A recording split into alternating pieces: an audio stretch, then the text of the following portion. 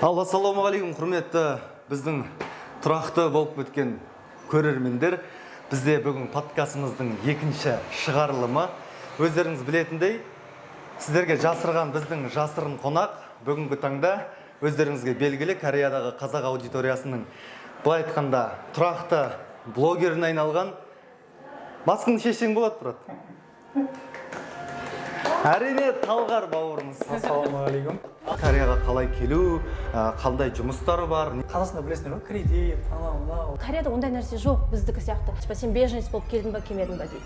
Кредит аласың, кредит аласың. Сен Кореядағы ащы шындықты өмірді айтпайсың ба? Таныс бар деп сұраса, таныс жоқ деген дұрыс. Алдап кетпес үшін. Кета деген мәселе болып отыр. Негізі бір құпия бар, айтқым келеді ше. Жұмыс бар, мені көп завод шақырды негізі. Гәтірәсің ба деп қоямын. Қазақтарды өзбектер көп іздейді. Мен шаршап кеттім да тоғыр. Сіздер Кореяға келгеннен кейін 5 жылдап, 10 жылдап кетіп қалуларыңыз мүмкін. Бір сөзің келіспесе, все, отказ. Қарындас, ана бізде не бар ғой, ондай айта салшы ана, не дейтін деген сияқты. Қыста жұмыс азаяды деген шын. Ал, қош келдіңдер, құрметті бауырлар, қыздар, жігіттер. Ал енді шығарылымды қызықты өткізу үшін емін еркін өзіміздің үйімізде отқандағыда емін еркін сезінейік. Енді Сәкен бұл темада енді бірінші шығарылымда болды. Кішкене сезініп отқан шығарсың, Сәкен? Шөпке отқан сияқты болдың ба? Енді құрметті достар, сіздер үшін барымызды салып, мінекей маскамен жасырдық, және де сіздер үшін мынандай декорацияны арнайы іздеп, мінекей бәрі көмектесті. Осындағы достарымыз заказ беріп, солайынан мінекей ұйымдастырып жасап жатқан жайымыз, сол себепті де бағалап кетіңіздер. Жалпы Корея туралы подкасттың бірінші шығарылымын көрсеңдер, Кореяға қалай келу, қандай жұмыстары бар, не істеп жатсыңдар, Кореядағы қазақ бауырларымыз қалай өмір сүріп жатыр, сол сияқты бір қызықты тақырыптарды ашып бөліп жатырмыз. Бірінші былай жасақ, кімнің кім екенін ашып алайық. Талғарды көбірлеріңіз танисыздар. Және бізде қонақта Гүлназ өзіңді таныстырып өтсең, қандай жұмыс істедің, Кореяға қалай келдің, басын қалай бастадың, қазір қандай жұмыс істеп жатсың? Бәріне сәлем, менің атым Гүлназ. 2017 жылдан бері тұрамын. Оқуға келгенмін. Получается, 9 айдай оқыдым языковойда, потом 4 жылдай уже универде. Қазір жұмыс жасап жүрмін, это получается координатор болып жасап жүрмін. И если что, мен қазақ тілін келмей жатса, кешіріңіздер, потому что мен көбісінен корейс тілінде сөйлеймін. Да, корейстеп кеткенмін, қазақтармен вот только Сәкенді білетінмін. Енді менде бір сұрақ болып тұр. Координатор дегенде бір кісілер түсінсе, бір кісілер түсінбейді. Қарапайым тілде ол қандай мамандық па, не ол, соны ашып айтсаңыз, Жоқ, мамандық емес, просто Кореяда енді біздің жұмыс бізге Кореяда тұрып атқан біздің халыққа типа көмектесу ғой. Например, корейс тілін білмей, бірақ там тістері ауырып, там типа гинекология, урология и косметология жағынан біз клиниканы іздеп береміз. Получается, 10 қаласында бармыз Кореяның. Сол 10 қаласында каждый клиникада өзінің переводчиктары бар. И біз сол клиникаға клиенттерді жібереміз, и олар корейс тілін білмесе, уже спокойно емделетіндей көмектесеміз жанында. Чтобы алдап кетпес үшін деген сияқты да. Үстінен қос жермеген сияқты бағалар. Өзің официально қай салада жұмыс жасайсың? Мен стоматология и косметологияда перевод болып жасаймын. Мысалы, қазақ азаматтар саған келеді, сол кезде сен олардан ақша аласың ба, жоқ әлде саған сол стоматология төлейді ме? Бізге стоматология төлейді, біз клиникадан алмаймыз ешқандай. То есть клиника емес, адамдардан ақша алмаймыз, только зарплата бізде получается. Если что, Кореяда жүрген біздің қазақ қыздар корейс тілін білсең де, бізбен бірге жұмыс істесеңіздер болады. Ол жақсы жұмыс, да. Біз потому что только қазір 10 қалада емес, алдылай басқа қалаларда тоже ашыламыз, и каждый несінде. И олар еще умныйлар, типа, орыстарды емес, именно қазақтар или өзбектерді іздейді. Потому что біз екі тілде сөйлейміз ғой. Типа, орыс тілінде де сөйлей аламыз, өзбек тілінде тоже түсінеміз, типа, гәтірәсің ба деп қоямыз. Сондай да, вот сондай. И поэтому олар уже орыс емес, қазақтарды, өзбектерді көп іздейді. Жақсы, нақты қандай көмек бере аласың, не оның бәрін ортасында ашатын боламыз, қазір Талғар өзін таныстырып. Менің есім Талғар болады. Таныстырып мәселе жоқ қой бұл жігітті. Кореяда жүргенде 1,5 жылдай уақыт болды. Сол. Өзің қалай келдің? Мысалы, сен жұмыс істеймін деп келдің, блогер боламын деп келген жоқсың бұл жаққа? Жоқ, мен блогер боламын деп негізі шықтасам түсіне кірмеген. Негізі мен бұрын мектеп кезінде енді көп қой, там президент болғым келеді, анау болғым келеді, мен негізі танымал адам болғым келген ең басында. Мақсат сол. Мақсат сол болған. Селесі. Негізі бір құпия бар, айтқым келіп тұр ше. Айт, бәрін ашып айтсайшы. құпияны ашамыз біз. Негізгі мен ешқайда айтпаған, негізі сендерден Әй, айтып жатыр. өзіміз болып шай ішіп отырық, айта беріңдер. Мен негізі до этого Корея келмей тұрып кореянка қызым болған. Кореянка қызым болған, енді таза кореянка емес, папасы қазақ, мамасы кореянка. Ну енді қазақ отбасы ғой, просто мамасы. Өзімізді. И ол қызбен бір жарым жыл, 2 жылдай уақыт жүрдім. Үйленетін де сондай ой болды. И потом мен армияға кеттім. Бір 5-6 ай болған кезде екеуміз айырылысып кеттік. Ол Кореяға кетіп қалды до этого. Потому что оның таныс кісілер ол жақта жұмыс істейтін. Ол жаққа жұмысқа шақырды. Енді оларда виза бар ғой, қандай виза екенін білмеймін, бірақ виза бар. Сөйтіп ол кетіп қалды. Содан кейін 5-6 айдан кейін екеуміз жолымыз екі жаққа кетті. Сөйтіп почти сол себепші болды десем де болады. Корея келуіне сен іздеп келдің ма? До этого мен Кореяда бұндай зарплата болады, мынандай жұмыс бар. Кореяда қазақтар көп, вообще ондай информация менде ноль болатын. И сол кетті. Кеткеннен кейін жайлап ести бастадым да, Корея жайлы интерестер олай бастадым. И плюс менің армияға кеттім ғой, армияға кеткеннен бітірмей тұрып, армияда өзім срогым бітпей тұрып, бір палчан болған, бір неде жатамыз, бір казармада, бір жерден тамақ ішіп. И ол дос балам осы Кореяда 3 жыл жұмыс істеп кеткен. Жоқ, 10 ай жұмыс істеп кеткен. И 3 жыл депорты бар екен да. Сөйтіп армиядан біткеннен кейін менің 3 жыл уақытым бітеді. И мен қазір көремін деп отыр да, Кореяны. Сосын менде ойым кетті. Давай мен де бірге барайын. Көмектес маған. Өйткені оның екі әпкесі, екі жездесі осында екен жұмыста. И сөйтіп ол білмеген ғой, мен жылдың соңында бірақ білдім да. Оның Кореяда баратынын, таныстар бар екен. Соң мен интерес болып, сонымен жақынырақ общение ұстап, сөйтіп сөйлесіп жүргенде, ол кезде Корея карантин болып отты ғой. Сөйтіп мен армиядан 2022 келдім. 22 келдім.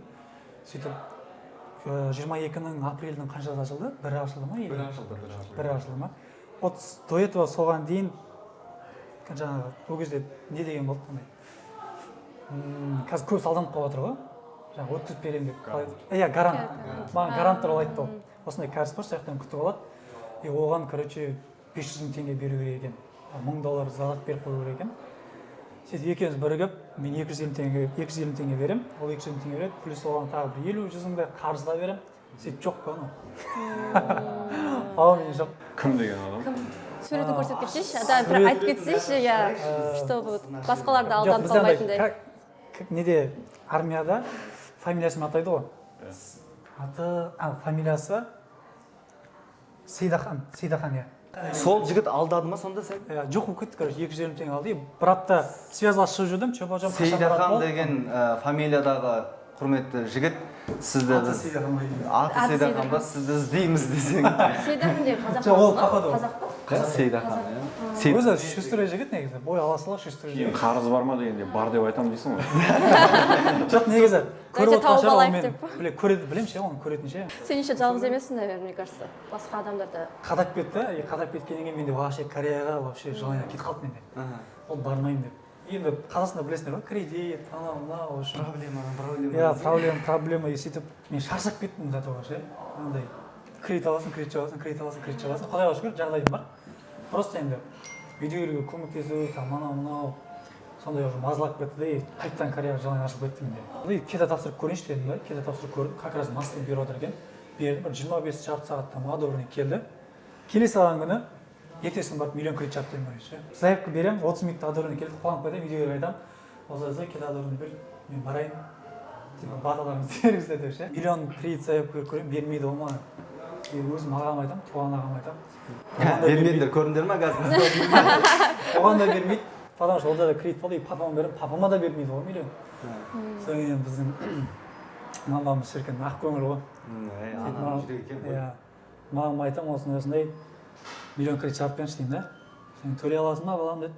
Содан кейін енді төлеймін өтпей қалсам, төлеймін бірдеңе келіп көшесіп тұрсам да ақша табамын ғой дедім да.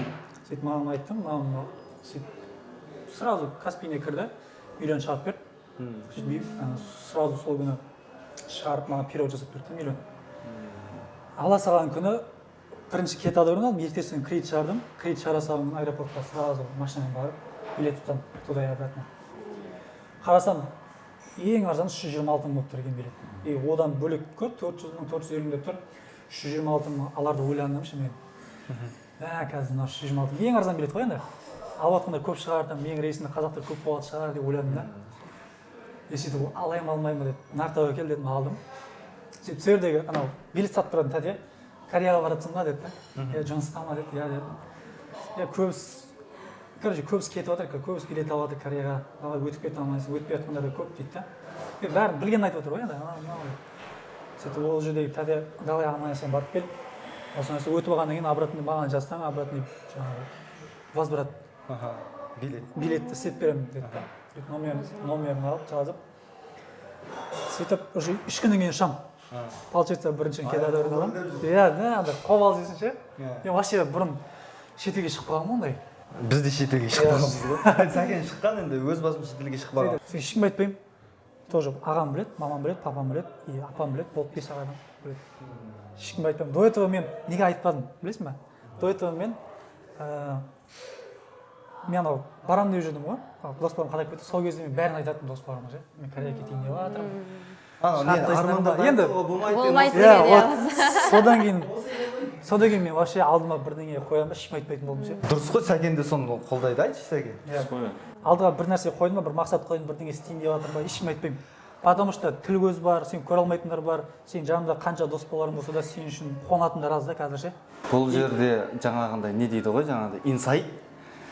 Сіз жасайын деп жатқан жұмысыңызды, жалпы жасайын деп жатқан жұмысыңыз болсын, Кореяға келгіңіз келсе де ешкімге айтпайды. Тыныш, туған-туысқан үйдегі мама, папа, аға, іні, қарындастарыңа айт, басқа ешкімге айтпа деген инсайт па сонда? Сол айтып. Менде де сондай болған, айта беремін. Бір ситуация естігенмін да.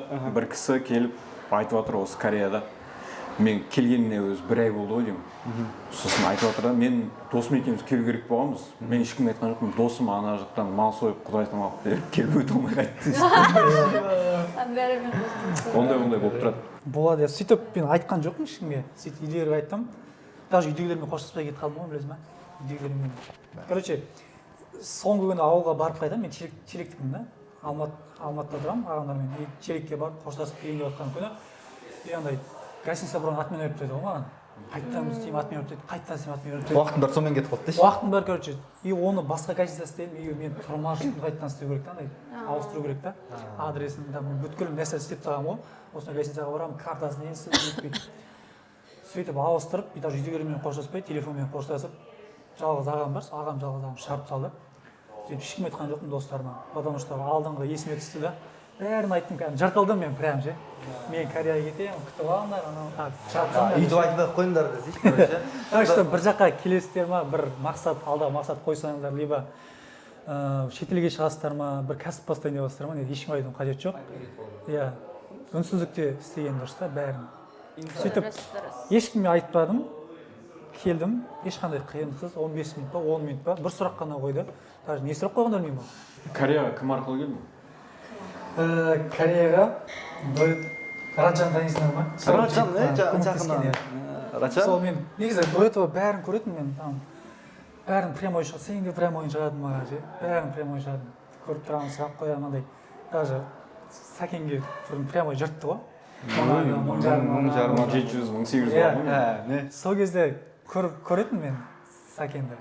Сұрақ қандай, не істеп отырасың? Қарап сұрақ қоясың, өтіп кетеді ғой андай. Қайттан жүресің, оқымайды. Соң сол Раджан деген жігіт жаңағы документ жағынан көмектесті. Сөйтіп өттім, өткеннен кейін ешқандай таныс жоқ. Бағана айтқандай жаңағы бұрынғы қызым бар. Көрдің ба сол қызды? Кеп көрдің бе? Келісімші ол қызды көрмедің ба сен? Көрген жоқпын. Бәріміз де көріп. Оны да тауып алайық онда бірге. Сендердің қалаларыңды ба? Барып, басына орамал жауып. Просто не үшін айтып жатырмын? Может, көріп отқан шығар, білмеймін ғой. Көріп отсаң Қазақша түсінемін. Себепші. Қазақша түсінемін. Семьясында қазақ. Просто бана кореец дегенде кореец деп ойлап енді мамасы таза корея, папасы таза қазақ. Біздің Бірақ корейстер. үйінде жаңағы орысша қазақшасы өркен. Құрметті қонақтар, бізде енді мынандай нәрсе да, бұл енді сұхбатқа, подкастқа келгеннен кейін, сіздер, например, қонақ қылып шақырғаннан кейін, біз сіздерге ғана сұрақты жаудыртып, сұраққа жауап беріңдер деген нәрсе емес. Сіздер де бізге сұрақ қойып отырсаңыздар, бұл подкаст общий ортаға тасталатын темадан өрбейтін әңгімелер. Экранның ар жағындағы көріп отқан көрермендердің көкейінде жүріп жатқан қазіргі сұрақ, сондай бір сұрақтардың нақты төркінін айтсақ. Ал қандай тема қазір актуальны? Талғар, енді өзің қазір мысалы кета тапсырып жатсың, одан бөлек сен қазір, құрметті достар, осы жерде айта кетейінші, енді бұның алдында да істеген адамдар бар, бірақ дегенмен жақын арада осы Талғар бауырымыз Қазақстаннан келетін бір жанға биле ойнатып жатсың. Иә, кетасынан бастап осы келгеніне дейін. Өзің сопровождать жұмысқа орналастырып бересің? Жұмысқа квартирасын тауып беремін, жұмысқа орналастырып беремін. Жаңағы аяққа тұрып алғанша менің жанымда жүреді. Аяққа тұрып алғанша Қыздарда ма? Қыз болсын, ұл болсын, ата болсын. Ұялмай деп па? Қыздар олды. Басында мынандай ой болды, жаңағы даже менде қалтамда бір тиын жоқ, сондай ой ниеттеп істеп көрейін дедім да. Мынандай болды, қызық болды. Қазақ Альянстың жаңағы несі болды. Праздник, жаңа жыл. Корпоратив істеді. Соған барайын ба, бармайын ба ойландым. Барайын. Бара салайыншы дедім да. Несін билеттің ақшасын жібердім. Сөйтіп той-той 2-3 апта бұрын ойлап жүрген, осылай бастап көрсем қалай болады екен деп ше. Тәуекел жасап, қаншама енді жаңа кета толтырып енді барлық ақша тауып отырсын, бірақ өздеріне ответ келетінде бір жанға бір не істеп көрейін, бір жақсылық істеп көрейін. Сөйтіп 26-сы күні ниет етіп, жақсы ниетпен бір от души прям видео салдым 26-сы күні. 27-сы күні Қазақ Альянстың несіне барам, корпоративіне. Сол жерде главный приз сондай менің істеп жатқанымды, олар да істеп жатыр екен да, сол корпоративке келген қонақтардың арасынан. Сөйтіп ана жерде 7 приз болды. Жаңағы бірінші шаңғыға билет, Сеульскайға бірдеңе билет. Сөйтіп ең астынан басталып отыр ғой. Сөйтіп жаңағы 7-сінен алды, сөйтіп кетіп отыр. Ең біріншісі сол билетті не істейміз деді да, жаңағы коробка сияқты бірдеңе не істеді да, үстінен араластырып билет алады. Қыз қош, кім алады екен деп видео түсіріп отырмын ғой дейші. Даже видеосы да бар. Сөйтіп түсіріп отырмын бір кезде салып. Қайтан сен ба? Видео шығарсам болады. Наушник ұтып алғаны жоқ па вроде? Сөйтіп кім алады екен деп бүйтіп видео түсіріп отырмын ғой примерно. Сөйтіп Сабыржан Талғар дейді. Маған енді шоксың. Жоқ, бұл жерде мен түсініп отқаным андай да, мысалы сен шын ниетіңмен істегеннен кейін ол нәрсе қалай да болсын Алла тағаланың бір жоспарымен жүретін нәрсе ғой, айналдырып әкеледі да, алдыңа бүйтіп ұсынған кезде ойбай енді көзіңнен жас шығып кеткен шығар. Былай қарасаң қалтамда бір тиын жоқ, бірақ алдымда сол нәрсені ниет еттім да. Сөйтіп ниетіме қарай бір күннен кейін ғой, даже бір апта, бір 2 апта болса болса, бір күннен кейін алдыма келіп. Шынымен наушник обещать еткен жоқсың ба? Если осы неге қайқа шығарасың? ютубқа Бай Абдолла өзіміздің каналға, өзімнің жеке каналына шығады, подкаст екінші шығарылым. Қаралым қанша болып тұр сенде? Данный моментте қазір енді Ең көп қаралым. ең көп қаралым бір 46-47 мыңдай ау. Если 50 мың жинаса, енді сен қарап отқан оқырмай. Жоқ енді сен ол сен үшін рекорд қой, сен ютубыңда 47 мың болып тұр. Наушник берем десе. Жай 100 мың. Жоқ, жарайды сен ең көп қаралымнан асқан асса, мен AirPods'ым әлі ашылмай тұр негізі. О, соны. Серьезно айтамын. Әлі ашылмай тұр. Құдай қаласа AirPods бізде жаңа 31 январь күні біз жаңа жылы корпоратив кеш ұйымдастырған болатынбыз. Қазақстаннан Ақбота Нұрханымды шақырып, әнін айтқызып, керемет кеш болды. Сәкен, ары қарай өзің. Ол AirPods'ты мен өзім жүріп таңдаған болатын. Сол AirPods'ты Талғар ұтып алып, ол жерде AirPods'тар болды, iPhone болды, негізі iPhone ұтам деп келгенсің ғой. Жарайды, бұйырма. AirPods ұтып алып, соны Талғар әлі ашқан жоқпын дейді. Егер де 50 мың қаралымға жиналатын болса, сол 50 мың жоқ, нормально.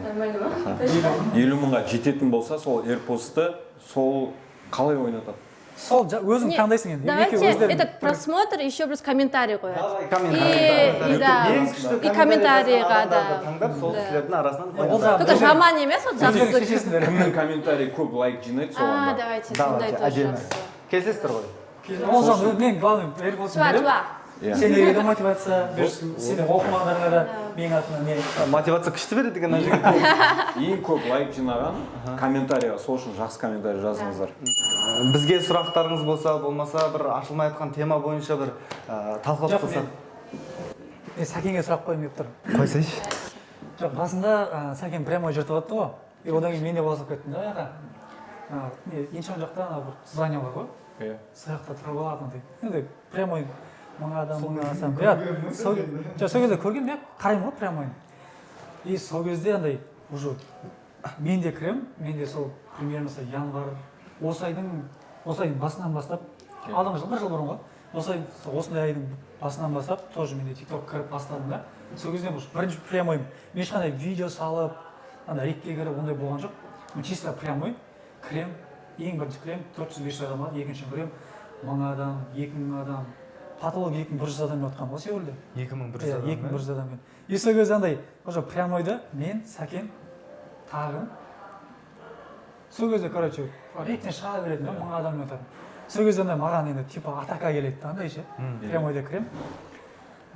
Сәкен танисың ба, Сәкен Маған Талғар танисың ба деп Иә, келеді. сондай. Мен басында сен білмеймін ғой, Талғарды білесің ба, Талғарды білесің ба деп, мен Талғар деген қаланы айтып жатырмын деп қойдым. Жігіттер мен сұраған жоқ па былай?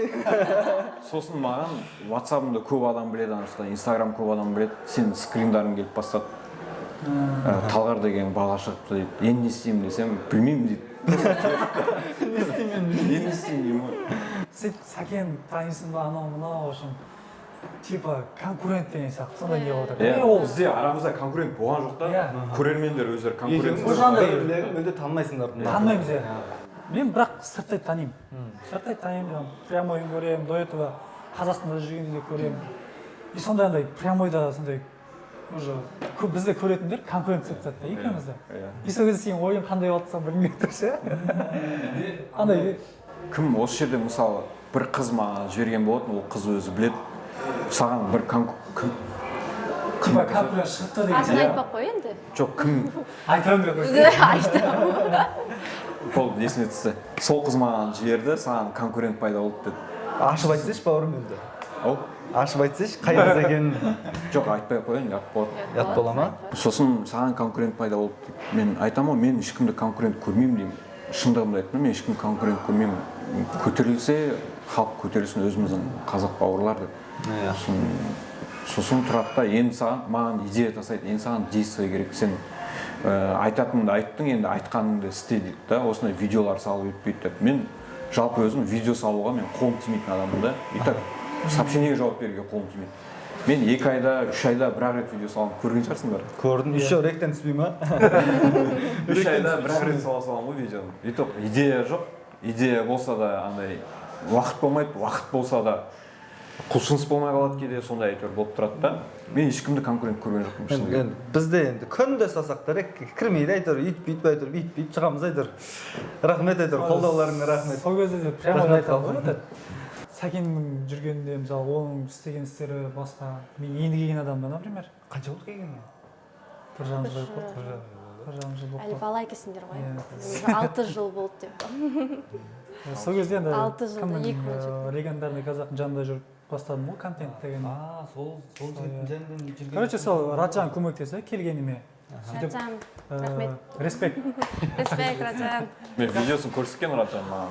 Ассалаумағалейкум, Раджан бауырым, сен арқаңда өттім деп. И сөйтіп сол жігіт жазды маған, осылай жұмысың бар ма деді. Жоқ, осылай.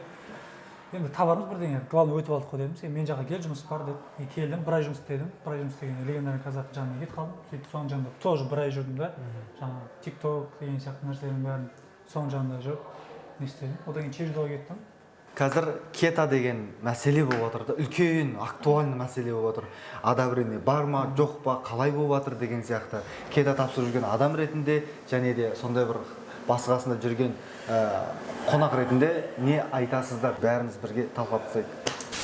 Өзіміздің жаңа жылымыз 2024 жылдың Наурыз мерекесіне орай армандасай ауқымды жаңа жылдық керемет кеш өткізгелі жатыр. Байып сезіну үшін керемет қызықты командалық ойындар, сондай-ақ түрлі сыйлықтар, ән мен күй, би де болады. Тіпті ең бастысы наурыз көже ішіліп, керемет нетворкинг болғалы тұр. Біздің атымыздан сізге барып келу жолы тегін.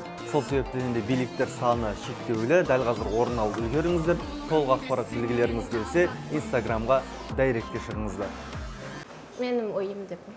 Получается, кетаны алу прям негізі қиын емес деп ойлаймын өзім. Ладно, қиын біреуге қиын болуы да мүмкін, но алып жатқан адамдар өтпей қалса, вот капец жалко ғой, хотя бы, да. Кетаны алу, алмау деген Қазақстанда тұра береді олар, там ақшалар кетпейді, да. Ол кетаны алып болғаннан кейін ғой, ол сөз басталады деген сияқты. Бағанда мен стоматологияда жұмыс істеймін деп айттым, бірақ там оның алдында жұмыс істеген жұмысым, ол получается осы кетаны алған адамдар бізде интервью алады ғой, подвалға шығарып тастаған кезде. Көбінің подвалға түсіп кететін, осы жерде. Иә, соғы мен жібермей қоямын деп бәлдерін. Сол интервью алған кезде телефон арқылы перевод жасайтын жұмыс жасадым. Да, получается. Может, сіздер интервью алған кезде мен переводтаға мүмкін. Да, сол перевод жасағанда мен жаманындай өзім, мен лишний сөз айта алмаймын да, ол жерде. Көмектескім келсе де көмектесе алмаймын. Потому что ол жер бәрі запись жасалады, и менің каждый сөзім потом я за него отвечать етуім керек да өзім. Поэтому мен көмектесе алмаймын. Бірақ там кет алып сол интервьюға түскен адамдарға айтқым келгені, пожалуйста, жақсылап дайындап келіңдер. Жақсылап дайындал. Реально вот элементарный нәрсені айта алмай отыратын адамдар болады. Например, в основном қандай сұрақтар? В основном, вот келесің, бірінші сұрақ ол айтады, типа, сен беженец болып келдің ба, келмедің ба дейді. Беженец болсаң, уже оңай бір шығар жүреді, там типа басқа документтерді заполнять етесіңдер. В основном турист болып келедім дейсің, типа Кореяға келген мақсат турист дейді, туристический там бір нәрсе дейді. Потом қанша күнге келдің дейді. Там скажем, 3-4 деген. Ладно, ондайларды сұрақтарды потом айтуға болады деп, созылып кетуі мүмкін да. Просто айтқым келгені болады ғой, элементарный сұрақтар. Просто план бар ғой, план составлять еткен кезде өздерін істеп, сон бір компаниямен, например, сендер көмектесесіңдер ғой, сон көмектессеңдер өздерінде бір мәрте оқып шығыңдар. Ішінде қандай деген сияқты білмей отырады да, просто біреу дайындап бергенге ақша береді, и соған уже не істейді да, сеніп алады, оқымайды да, и оқу керек. Потому что вдруг сен интервью, оның ішінен келіспей қалса, бір сөзің келіспесе, все, отказ. Олар түсіндім. Турмаршрут жасаған кезде аэропорттан шыққаннан бастап автобуспен барасың ба, жоқ таксимен барасың ба? Лучше таксимен бару. Таксимен бару, да, потому что автобуспен барам десеңіздер, айтады типа қай номер, қай жерден деп сұрақ уж көбейеді да. И еще таксиға ақшасын сұрайды, типа қанша алады деп. Қымбат деп айта беріңіздер. 35-40 мың вон. 35, да, вонмен айтпай қойыңдар, доллармен айтады, 25-30 доллар деген сияқты. 25-30 доллар Сеулға дейін сондай. И еще самое главное, вот не дейді, өздерімен наличка алып келіңдер, карталарын емес, наоборот, наличка деген сияқты. Тағы да еще қай күн кететін уақыттарын, даталарын жақсылап жаттап келіңдер. И датасы емес, а именно сағат қанша, самолеттің номері деген сияқты. Ана еще, например, мен переводтаймын ғой, переводты сразу сұраққа анық жауап беру керек. Андай деп тұруға болмайды, еще созып тастауға болмайды. Например, сен қай күн дегенде кратко и ясно. Ана жерін айтшы, сен девушка, ана үйтіп андай өзіңіз ғой, тура соны. Иә, короче, маған бүйтеді да, енді қазақ қыз болғаннан кейін, қарындас анау бізде не бар ғой, андай айта салшы ана не дейтін еді деген сияқты, біз ғой деген сияқты болды. Бір сұрақтар болады, например. Ана Пюмбуккунды айта алмай тұрады, соны айта салшы деп. Да, маған бүйтіп айтты, ана бар ғой, адамдар бәрі андай традиционный киімді киіп алып суретке түсіп жүретін жер бар ғой, ана короче кинода шығатын деген сияқты да. Сөйтіп айтады. Ал саған подсказка беруге болмайды. Болмайды, вообще болмайды, айта алмаймын. И соны мен еще сізді айтқаныңыздай переводтауым керек та. Мен оның ыңқ деп тұрған қалай переводтаймын? Сен мысалы айтасың, саған сөйтіп айта салшы дейді, яғни жақтан сен жауап күтеді ғой. Сен сөйтіп сұрап жатыр деп айтасың. Мен оны переводталмасам, мен бүйтіп айтамын оларға. Мен де өзім түсінбедім оларға, не айтқысы келген деген сияқты. Жоқ, мынандай болды мысалы. Амал жоқ. Мысалы, еще, например, отказ берген адамдарға, отказ берсе, пожалуйста, просто бумаганы алыңыздар, қағаз подпись қойыңыздар, ешнәрсе сөйлемей-ақ лишний раз сөйлесеңіздер өздеріне жаман болады да. Ана жерде, ой, бір мәрте жібере салыңызшы. Кореяда ондай нәрсе жоқ, біздікі сияқты. Көмектесе салшы деген сияқты да. Біздікілер бір аңқау бетіне қарап, өткізе салайық деген жоқ оларда. Например, отказ берсе болды. Бұны анша-мұнша әшейін Кореяға адамдар кіргізіп жатқан адамдар емес. Жалпы сол осы мемлекеттік аэропортта қызмет жасаған, дәл осы алдарыңызда қазақтың қарапайым қызы өз аузынан естіп отырсыздар. Сол себепті жақсылап дайындалып келіңіздер келетін болсаңыздар. Құлақтарыңызға алып сұрақ қойған кезде 3 секундта ойланып қалмаңыздар. Миыңызға келгенді айта беріңіз. иә бірақ миына келді деп андай не дейді созып тастауға болмайды. Қысқа и түсінікті. Иә, қысқа нұсқа қылдырып айтып. Мысалы мен арқылы келіп жатқан адамдар көп та, например. Бірақ солардың енді арасында бар да подолға түстім, бірақ бәріне жауап бердім дейді да. Сонда да өткізе қойды. Потому что олар бар, олардікі не ғой, сол анкетасы жаңа кета деген бар ғой, кета толтырады ғой, и соны айтып жатқаны бір жер келіспей қалса болды, отказ береді. Сол үшін бірге дайындалу керек, или сол дайындалса кәдімгідей жаттап келу керек да. И мынандай болады, например, тур маршрут дей ма, не дейді, сондай планды айтқан кезде ана қағазда жазылып тұр ғой, өздерің оқып алыңдаршы деген сияқты болады да. Вот, потому что өздері жазбағаннан кейін білмейді. Например, реально сендер өздерін доказать ету керексіңдер ғой, мен турист болып келдім деген сияқты. Қай жерге барасыңдар, потом бірінші күн сұрайды сендерден, бірінші күн не істейсің дегенде, біреулер болады, шашадым, отельге барып ұйықтаймын деген сияқты.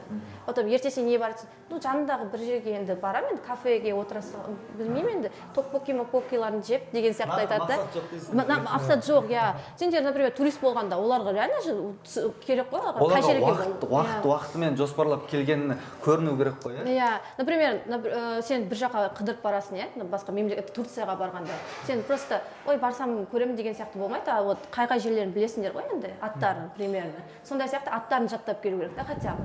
Но үлкен кісілер болады, енді кішкене ұмытып қалатындар болады, иә, оны түсінемін. Бірақтан, вот, в основном біздікілер... Турист дегенде сенгізу керек дейді. Иә, сендірту керек. Ол бірінші сенгізге тұрып, турист болып келе жатырмын деп ойлап, сол ойына өз сену керек. Да, солай. Потому что реально жалко, ана кішкене көмектескім келіп тұрады да, ана болмай қалғаннан кейін ыңқық деп, блин деп, ана телефонның жанында бүйтіп тұрамын ғой енді.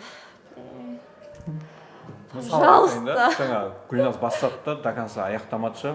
Мысалы, сіз Кореяға емес, Турцияға барасыз, бірақ жұмысқа емес. Сіз туризммен бара жатса, туризм мақсатымен. Сосын сіз ол жаққа тур маршрут жасаған жоқсыз, және тур компаниялардан тур сатып алған жоқсыз. Өзіңіз просто тупо билет сатып алыңыз да ұшып бардыңыз. Сіз не істейсіз сол жерге? Барғаннан кейін жұмысыңыз жоқ, қыдыру керек қой. Енді ол жерге сен бармай жатып алдымен тур план жазасың ғой. Сен бар, самолетте отырып сен біліп отырасың ғой, ана районға барам, одан мына районға барам, одан мына районға барам. Уақыт жетпей қалатын болды ғой деп отырасың ғой, примерно. Сол сияқты сіздер Кореяға келе жатқан кезде сіз өзіңіз турист болып бара жатырмын деп ойлаңыз да, сол ойыңызға өзіңіз сеніп қалыңыз. Және сіз әр баратын жеріңізді ойластырып, сол или біреу жасап берсе тур маршрутты, сол тур маршрутты оқып, көзіңізбен елестетіп отырып айтып бере алатындай болсаңыз, бұл Өте әдемі. Еще андай нелер болады, осы жаққа кеп, бір не бар ғой, базар сияқты заттарды сатып алып кетем деген сияқты, бұл маскалар көбейту. Ондай нәрсе вообще айтпай қойған дұрыс. Просто андай анық нәрселер айту керек та, қиындап тастасаңдар, еще таныс бар деп сұраса, таныс жоқ деген дұрыс. Таныс бар десе, ол уже ана танысқа звондайды. Танысқа звондайды да, оның айтқанымен сен айтқан келіспей қалса, болды. Мысалы, танысың легальный болып қалған жағдайда, ол былай айтқан кезде саған жауап беретіндей сондай адам болып қалуы мүмкін. Иә, солай ғой. Бүкіл данный жазылады, солайынан болады. Қалай ойлайсыңдар оған? Солай ғой? Иә. Как раз осы тема ашылды, мен біреу тағы да айта салайын да. Кореяға келе жатқан кезде телефондарыңыздағы заставкаде осы папаңыз, әкеңіз біреу болса, осы жақта мысалы, или әйеліңіз болса, күйеуіңіз болса, алып тастаңыздар. Корейский группалардан бәрінен шығып кетіңіздер, корейский контакттың бәрін удалить етіп тастаңыздар. 82 деген бәрін. 82-дің бәрін жоқ қылсаңыз. Короче, сол бір момент қоса кетейін. Жақында бір таныс қыз, бірге жұмыс істеген қыз келіп өте алмай кетті да. Сөйтіп келген, оның жігітінің ағасы ол жақта жұмыс істейді да. 3 жыл болған ба, сонда 2 жыл, 3 жыл болған. Сөйтіп келіп өте алмай қалды, жаңа сұрақтарына жауап бере алмай, падалға түсіп қалды. Сөйтіп бір суретті көрсеткен ғой деп. Танысың жоқ деген ғой, мынау сенің танысың ғой деген ғой. Сөйтіп қараса, жігітінің туған ағасы да. Олар бәрін біліп тұрады. Сөйтіп танымаймын, кім ол танымаймын деген ғой. Олар Кореяға кірген адамдардың көзінен отпечатка алмай ма? Содан танып қойған ба, сонда қалай? Ол жағы енді білмеймін деп па? Сөйтіп суретін көрсетті, танымаймын деген ғой. Сөйтіп телефон ақтарып, номерін болып берген ғой. Ол, значит, мен айтып тұрмын ғой, базаға бәрібір тіркеледі ол нәрсе ше. Көзден отпечатка алынған кезде, ол міндетті түрде базаға шығарды, сол арқылы номерінде тауып береді. Мен айтып отырғаным жаңа заставкаде жігітіңіз болсын, біреудің суреті Кореяда жүргенше алып тастаңыз деген, өйткені ондай случай болғанда, заставкаде тұрған жігітінің суретінің бүйтіп алып мынау кім деген, жігітімнен қайда Қазақстанда деген. соны алып базадан аэропортқа келгенде суретке түсіреді ғой жігітім сол суретін шығарып берген ғой содан айтып отырмын да былай қарасаң бір кішкентай көзге көрінбейтін бір ойлай бермейтін нәрсе бірақтан үлкен иә үлкен мәселе ол еще өтірік айтқандар өтірік айтатындар бар типа оның алдында уже келіп қойған но мен бірінші мәрте келдім деп айтатындар бар ол бәрі базада бәрі бар оны неғылады өтірік айтты деймін да сразу уже айтады да олар алдында подкастта комментарийға жазып жатыр да мысалы да ше сен Кореядағы ащы шындықты өмірді айтпайсың ба неменеге өйтіп мықты қылып адамдар тартып жатсың дейді да мысалы да ше жұмысы туралы ақшасы туралы айлығы туралы қалай кірді қалай кетті және де қазіргі Кореядағы қазақтар қандай көлік мініп жүр тіпті керек десеңіз және де қандай бір жұмыстар жасап жүр соның барлығын айтатын боламыз енді менің бір қызық сұрағым болып тұр осы жерде Талғат қысқа да нұсқа ең бірінші келгендегі жасаған жұмысың қандай заводта не жұмыс автомобилька жаңағы машиналардың запчастарын шығарады сол жерде сізде бағанағы нәрсе иә жоқ мен посуда жудым посуда жудыңыз ба потому что мен университетке келдім но этот жұмыс істеу керек болды ақша жоқ иә этот бардым тілді білмегеннен кейін үйдің жанындағы ресторанға барып типа мен жұмыс іздедім өзім просто керек па деген сияқты жұмыс потом посудаға алды потом посуда жуып сол енді Сәкен алдында айтты бізге қандай жұмыс жасағанын көбісі айтып жатыр да ойбай қазір қыстың күні жұмыс көп дейсіңдер біз жұмыссыз жатырмыз ғой деп жазып жатқандар да көп та например ше шыны керек жұмыссыз жүрген әрбір қазақ бауырымыз Кореядағы шынымен таныстарға шығып жаңағындай нелерге шықса негізі табуға болады деп ойлаймын неге десеңіздер барлығы бірге көтерген жүк жеңіл дейді мысалында бір-біріне хабарласу арқылы достарынан достары шығады жаңағындай бір жұмыс шығып қалады солай табуға болады ғой мысалы иә мысалы мен бағана саған историямды айтып бердім ғой қалай 15 күн бойы мен далада қалып қалғаным бәрін шығып қалай қарызға үй тауып алғанымды сол кезде мен жұмысты интернеттен тауып алдым деп айттым ғой саған мен өзімнің жұмысымды мен интернеттен тауып алдым кәдімгі кәрішек жазып отырып кафель жабыстыратын жер мен бұрын кафельде істедім ғой одан кейін де кафельдің нелерін іздеп тауып төртінші адам маған айтты кел жұмыс істе деп сол сияқты істегісі келген адамға жұмыс табылады мен оны бір сағатта ма тауып алғанмын мен ол жұмысты қолымнан келеді көп ақша таба аламын дегеннен кейін мына жақта жатып комментарий жазатындар көп қой мысалы жұмыс жоқ қой ойбай андай ғой мынандай ғой істеймін деген адамға жұмыс табылады екі қолға бір күрек табылады негізі мен комментарий оқымаймын шыны керек бүйтіп лайк басып кетіп өтіп кетемін комментарийға келгенде маған комментарийда бір 5-6 адам жазды сен неге өтірік айтасың Кореяда ондай жоқ қой біз жұмыссыз жатырмыз мен сіздердің өмірлеріңізді айтқан жоқпын өткен подкастта мен өз өмірімнің авторымын және өз өмірімнің қалай өткенін жақсы білемін және өз өмірімді мен камераға қарап айтып берген боламын соны баяндадым соны баяндап бердім мен біреудің ана жақтағы арбайтта жүрген бір кісінің өмірін айтып берген жоқпын сондықтан дұрыс жағынан түсініңіздер иә мен өз өмір баянымды айтып бердім өз өмірімнің авторымын ғой дұрыс па енді шыны керек бұл жақта енді мына жақта комментарийдан бөлек Кореядағы жүріп жатқан таныстар бауырлар ақылдасып істемейсің ба жаңағы ақылдасып кескен тон келте болмас деген сияқты айтып жатқан өздерінің жаңағыдай нелері бар қосатындары бар алдағы уақытта оның барлығы жаймен этаппен келе жатыр деген ойдамыз енді қазір көбінесе көп адамға қызық осы Кореяға келу жұмысы болғаннан кейін осы бір тақырыпты тереңнен ашып алсақ деген ой болды жаңағыдай қалай келіп жатыр например да қалай келіп сұрақтардан өтпей қалып жатыр осы нәрсе қызық болса дәл қазір каналға жазылып лайктарыңызды басып комментарийларыңызды қалдырып AirPods ұстап алыңыздар және де ең күшті комментарий жазған адамға лайк көп жиналса сол 50 мыңнан асса 50 мың просмотрдан асса сол жанға Талғардың атынан сыйлық AirPods қандай еді? Последний ғой Последний версиясы короче если 50 мыңнан аспаса өзіне болады иә 50 мыңнан асса условия 50 мың болды сіз қайдан қарап отырсыз ютубыңда жаңа рекорд болса бол алла Қазақстаннан қарап отырсаңыз да Лондоннан қарап отырсаңыз да Америкадан қарап отырсаңыз да сізге жіберіп береді Сәкен жіберіп береді жіберіп береміз жазады ғой көбісі жұмыс сайтынан ше жұмыс таба аламын ба квартира таба аламын ба ең бірінші жұмыс квартира уайымдамай қойыңыздар ол жағы табылады без проблем бірақ ең бірінші кет алу керек вот проблема кета қазір енді кому как елу болды сен бәлеге қалдың ғой жұмыс табылады деп айтып қойдың ғой жоқ жұмыс табылады. бала жоқ қазір мен енді кәдімгі жұмыссыз жүрмін ғой, жұмыс іздеп жатырмын да. Бірақ жұмысқа шақырып жатқандар көп. Жоқ, енді тыңдасай, до конца тыңда. Мен шақыратындар көп, заводқа, стройка, білмеймін, ол жаққа тартпайды. Өзімнің қаламнан басқа ше. Тартпайды. Андай бірдеңе бар ғой, мысалы сен кеме қаласың тұрасың. Мен наоборот Гуанчжоуға. Кемеден мысалы шыққым келмейді ғой, например, бір жерде. Жоқ, кеме емес, мен наоборот Гуанчжоуда тұрдым, почти 5 жыл соқта тұрдым да, и кемеге ауыстым. И мен наоборот соққа қайтқым келеді да.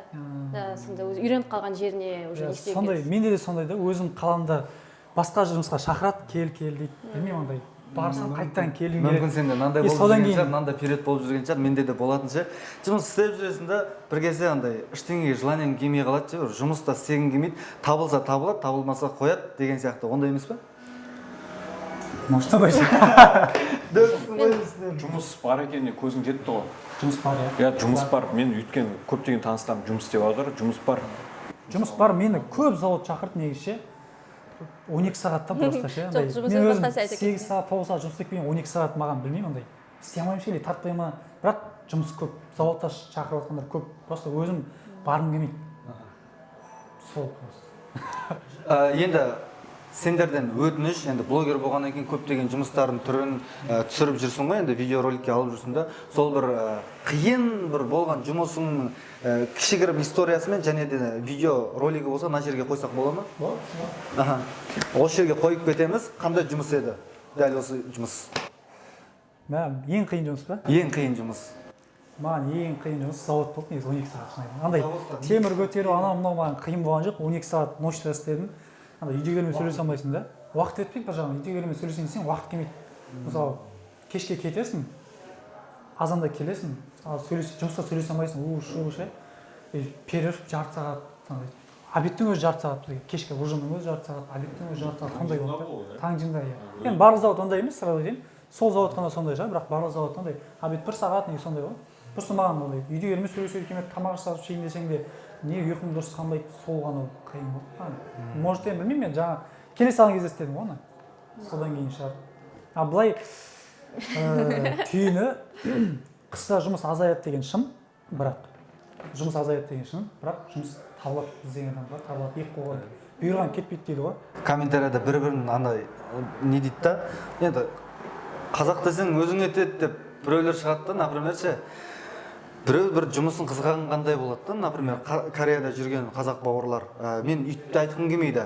Және де Қазақстанда жүріп, мысалы, Кореяға тартып жатыр деген сияқты әртүрлі пікірлер бар да, бірақ дегенмен қарап тұрсаңыздар, бұл жердегі бір түйетін ой, бір-біріміз әрқашан тартып жүрек, жұмыс болмай жатыр ма? Мүмкін тіпті болмай жатса, егер қатты бауырмашылдығымыз ұстап кетіп жатса, былай айтқан кезде бір-біріміздің орнымызға ауысып шықсақ та болады да, например, сөйтіп қыстан өтуге де болады, например.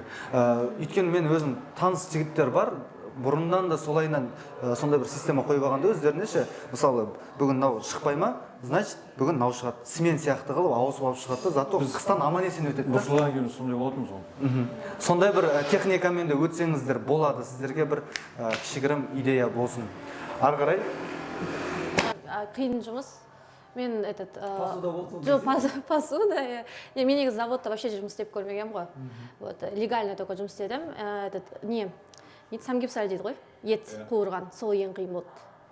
Маған жаңағы қызмет көрсетіп тұрасыздар, алдында андай не істеу керек та, ыстық жерде тұра бергеннен кейін алдыңғы порлары ашылып кетеді, бетін ыстық болады да. И олар неше андай нелер көп қой, панчан-мансан деген сияқты жейтіндері. И оның тарелкалар, сол кішкене қиын болды. Келетін жастарымызға, ағаларымызға, әпкелерімізге кета дәуірінде бар болса, андай прямо бір аэропорт бар деп ойлайды көбісі, енді зерттемейді да, сол Инчонмен келе салды да, прямо ше.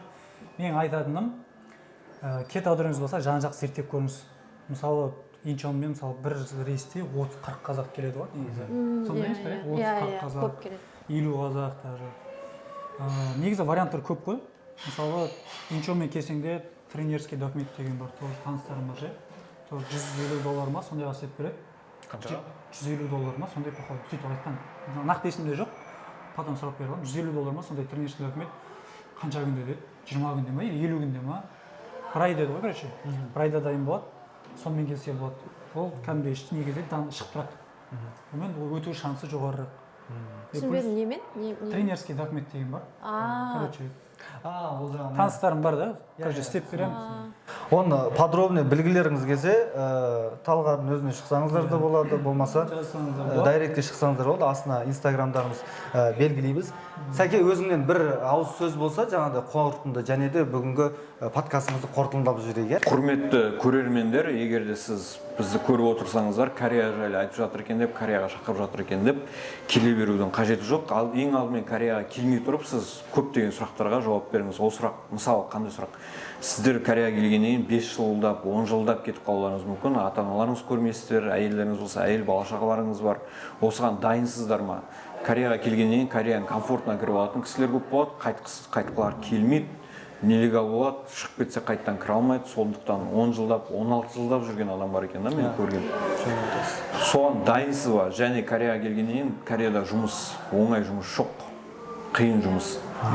Бастапқы бір айда қиналасың, шын керек. Мен қиналдым өзім, сен де қиналдың, сен де қиналдың. Бәріміз қиналдық. Бәріміз қиналамыз. Сол қиыншылыққа дайынсыздар ма? Бұл жақта маникюр өсіріп алып, қыздарда мысалы жұмыс істейтін жұмыс жоқ.